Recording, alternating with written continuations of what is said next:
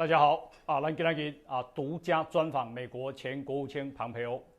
这个庞培欧他曾经担任这个美国国会3届的议员，那么也担任过美国中央情报局的局长最后是美国的国务卿那么他这个讲话呢，他的这个决策，他的主张在的不止影响着台湾，影响着美国，甚至于是世界的局势。那他也是第一位就是对中国是这么的警惕对台湾是这么友善的一位美国的政治家。所以今天我们独家专访要来听听他重量级的看法。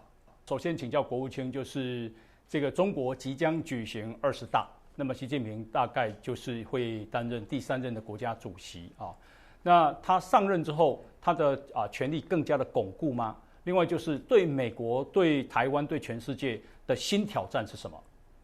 So he's almost certain to be successful at being the emperor for life, right? Which is what he ultimately styles himself as.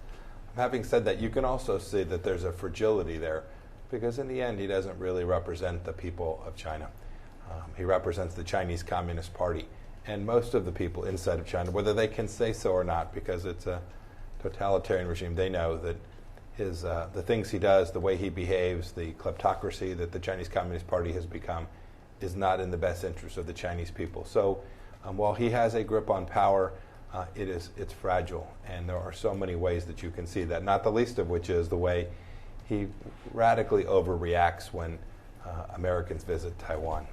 是，那么美国前任的印太司令，那么他曾经预言，他是 Philip Debson。他说，2027年中国可能会攻击台湾，不晓得国务卿您同意吗？另外就是你怎么评估这个中国所谓的攻台时间表 ？So I think Admiral Davidson's timetable is right in terms of its analysis. I think he understands the risks that are real, but we shouldn't view that as static. There are things we can do to change that timetable and change Xi Jinping's mind. And I'm praying that we will all do this, that the United States and Taiwan will do this together. We can deliver a deterrent message that will prevent what Admiral Davidson predicted would happen in 2027. We can prevent that. 有哪些事情是我们可以做的 So there are many, but I'll give you 3. The first is making sure that the people of Taiwan are fully supported in the efforts that they make to secure their own freedom. So when you all say you'd like a particular weapon system, we should deliver it. When you all want intelligence, we should provide it. And when I say we, not just the United States, Japan, South Korea, Australia, all our partners in the region. So there is a purely military component to this. Strong cyber defense, all of these are tools, things that we are highly capable of delivering. The second one is what I referred to already, which is the alliance system. We should be leaning in to people all across the region. Admiral Davidson commanded Pacific Fleet, which became Indo-Pac. This region matters. So it's not just the big countries like the United States and Australia and Japan. All the Southeast Asian countries have a responsibility. The Indians, the South Koreans, each of them has a responsibility to deliver peace in the region. It's in their best interest, it's in Taiwan's best interest, and it's certainly in America's best interest. Lastly is why I'm here today and why I traveled on this particular trip and why I'm outside of the capital of Taipei. I wanted to come meet with business people who are engaged in trade, making this country more prosperous and more secure.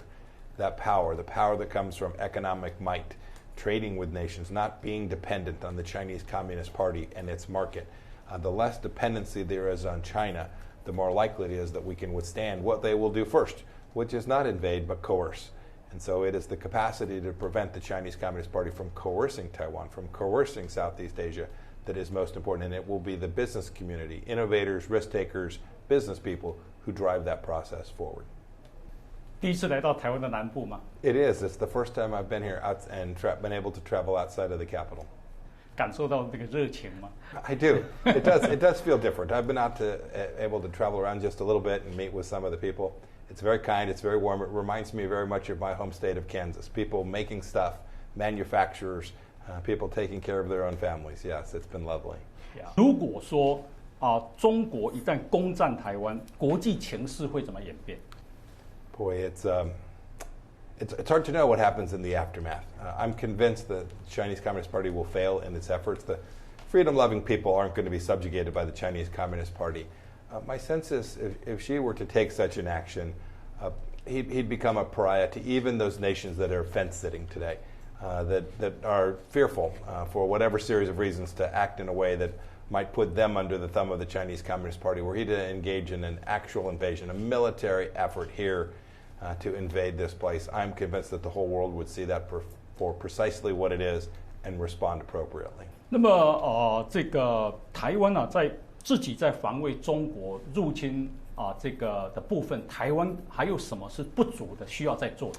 Yeah, well, first, it's always the information space that it begins. Chinese propaganda. The central thesis that Xi Jinping would want everyone here to believe is that it is Taiwan that has committed that is the aggressor, and China that is the victim. That somehow, right? He uses this language of reunification as the central hinge upon which he says, "No, I'm just reunifying what is rightfully ours." So you have to fight the information space. You have to speak the truth about what's really happening. The other places that there is a ton of work to do are both in intelligence and cyber protection. You have to make sure that your systems are prepared to defend against a Chinese cyber attack, and we collectively have to make sure we have intelligence that is good enough that we can observe what the Chinese Communist Party is doing in every dimension. Think not just traditional systems like land ships and armies, but think of space and cyber. We have to make sure we understand them thoroughly, and we need to make sure we're sharing that intelligence in a way broadly across the region to actually deliver the security that we all need. 是，这个拜登总统上来之后，跟川普总统对台湾的军售，好像在这个数量上、金额上有很大的差别。你怎么看这个现在的拜登总统对台湾的军售 We understood the importance of this place. It is the first line of defense on freedom from the Chinese Communist Party, and so we are prepared to provide you with the systems that you all thought necessary. If you said you wanted it and it was useful to you, we were going to do our best to deliver that. It's the case that the Biden administration has not fully followed through on some of those. I think they'll see it our way ultimately too. I don't think there's a great partisan divide on this issue. I think the Biden administration will continue to provide Taiwan with the weapon systems it needs. I pray that it's so. It ought to be so. It's important that it be so.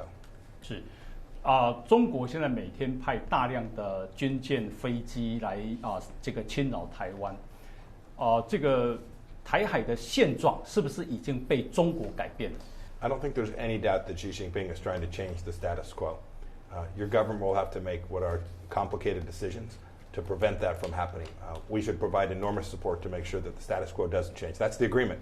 That's essentially the deal that was struck between China and the United States back in the last century, was that there was a status quo, we would protect it and defend it, and we would help Taiwan protect it as well. We all have to be serious about that. We cannot permit inch by inch, yard by yard, mile by mile, allow Xi Jinping to change the status quo. That's how he took over Hong Kong. It's how he took over Tibet. It's how he influences countries around the world today. It is not large grabs that he makes. It is inch by inch, and we can't permit that to happen here. 您最近曾经主张说美国应该跟台湾建立正式的外交关系。那这个您如果当总统，您会去执行这个主张吗？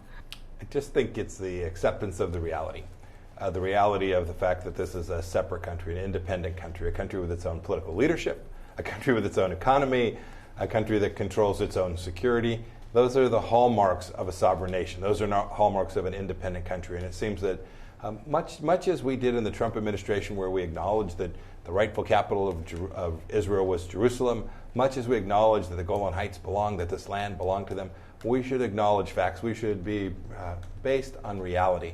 And so it's a complicated process inside of America, but I think the American people can see that this, in fact, is an independent nation, and our country ought to acknowledge that. You all then have to make your decision about how you will respond to that. But from America's perspective, we treat this place as independent and sovereign, and we ought to continue to do so. 你也支持台湾加入联合国吗？ We've advocated for that for a long time, but it's not just the United Nations. It's every international organization. Taiwan rightfully ought to have a seat in these places. It ought to be. We argued at the World Health Organization. We've argued that Taiwan ought to have a role, a function, be part of these important institutions. It can add so much and make them so much more effective. 是我们今天非常感谢这个庞培欧秘书长接受我们的独家访问，非常谢谢你。Thank you, bless you. It was wonderful to be with you all. It's so lovely to be here. 台湾人对您的热情就像今天的太阳。